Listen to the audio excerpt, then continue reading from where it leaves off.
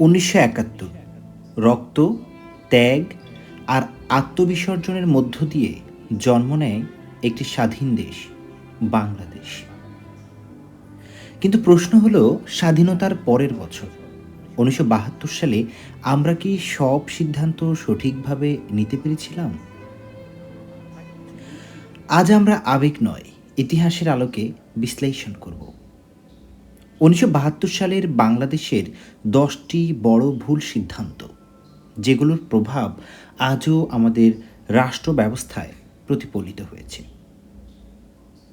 ভিডিওটি শেষ পর্যন্ত দেখুন, কারণ ইতিহাস বোঝা মানেই ভবিষ্যৎকে সচেতনভাবে গড়ে নেওয়া। 1972 সালে বাংলাদেশ ছিল সম্পূর্ণ বিধ্বস্ত। অর্থনীতি ধ্বংস, যোগাযোগ ব্যবস্থা ভেঙে পড়া, শিল্প কারখানা অচল। ফলে দুর্নীতি বাড়ে, প্রশাসনিক বিশৃঙ্খলা শুরু হয়, জনগণের আস্থা দুর্বল হয়। 1972 সালের সংবিধান নিঃসন্দেহে প্রগতিশীল ছিল, কিন্তু এটি ছিল জাতীয় ঐক্য গড়ে তোলার মতো ছিল না। পাশাপাশি এটি ছিল অত্যন্ত দ্রুত। ফলে এই সংবিধান বিরোধী মতের দ্বারা উপেক্ষিত ছিল। ভবিষ্যতে সংবিধান সংশোধনের প্রয়োজন পড়ে বারবার। গণতান্ত্রিক ভারসাম্য দুর্বল হয়। একদলীয় মানসিকতার বীজ বপন ঘটে এই সংবিধানে। স্বাধীনতার পর রাজনৈতিক ভিন্নমতকে রাষ্ট্রবিরোধী হিসেবে দেখার প্রবণতা তৈরি হয়।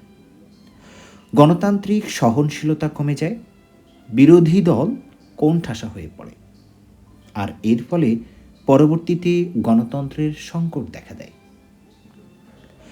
প্রশাসনে দলীয়করণে 1972 সাল থেকেই আমলাতন্ত্র, পুলিশ, স্থানীয় প্রশাসনে আনুগত্য গুরুত্ব পেতে থাকে। মুক্তিযোদ্ধা বনাম সাধারণ নাগরিকের এক ধরনের বিভাজন তৈরি হয়। মুক্তিযোদ্ধাদের সম্মান অবশ্যই প্রাপ্য, কিন্তু সমাজে বিভাজন তৈরি করে এক ধরনের অতিরিক্ত বৈষম্য তৈরি করা হয়। আর এর ফলে সামাজিক অসন্তোষ, শ্রেণীভিত্তিক দ্বন্দ্ব, প্রশাসনিক জটিলতা দেখা দেয়। অর্থনীতিতে অতিরিক্ত রাষ্ট্রীয় নিয়ন্ত্রণ চলে আসে। 1972 সালে জাতীয়করণ নীতি নেওয়া হয় ব্যাপকভাবে, আর এর ফলে অর্থনৈতিক স্থবিরতা, কালোবাজার, খাদ্য সংকট তৈরি হতে থাকে। দুর্নীতির বিরুদ্ধে কঠোর অবস্থানের অভাব দেখা দেয়, আর ফলে দুর্নীতি হয়ে ওঠে প্রাতিষ্ঠানিক সমস্যা। আইনশৃঙ্খলা পরিস্থিতি অবহেলা করা হয়। 1972 সালে অস্ত্র ছড়িয়ে পড়ে, সশস্ত্র গ্রুপ সক্রিয় হয়ে যায়। আইনশৃঙ্খলা রক্ষায় সমন্বিত কৌশল ছিল না। ফলে নিরাপত্তাহীনতা, রাষ্ট্রীয় কর্তৃত্ব এবং রাষ্ট্রীয় দুর্বলতা এগুলা দেখা দেয়। পররাষ্ট্রনীতিতে অতিরিক্ত একমুখিতা প্রতিফলিত হয়। ভারতের সহযোগিতা ছিল অত্যন্ত গুরুত্বপূর্ণ। পররাষ্ট্রনীতিতে ভারসাম্য আনা হয়নি।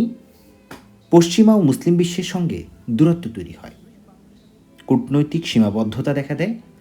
অর্থনৈতিক সুযোগ কমে যায়। জাতীয় ঐক্য গঠনে ব্যর্থ হয় প্রথম সরকার।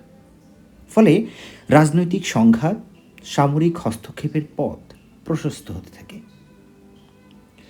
1972 সালের ভুলগুলো ইচ্ছাকৃত নাও হতে পারে, কিন্তু ইতিহাসে তার প্রভাব ভয়াবহ। ইতিহাস কাউকে দোষারোপের জন্য নয়। যদি ইতিহাসের এই ভুলগুলো আমরা বুঝি, তবেই আমরা ভবিষ্যতে একটি গণতান্ত্রিক রাষ্ট্র গড়তে পারবো। আপনি কি মনে করেন 1972 সালের কোন ভুলটি মারাত্মক ছিল? কমেন্ট করে জানাবেন এবং সাবস্ক্রাইব করবেন।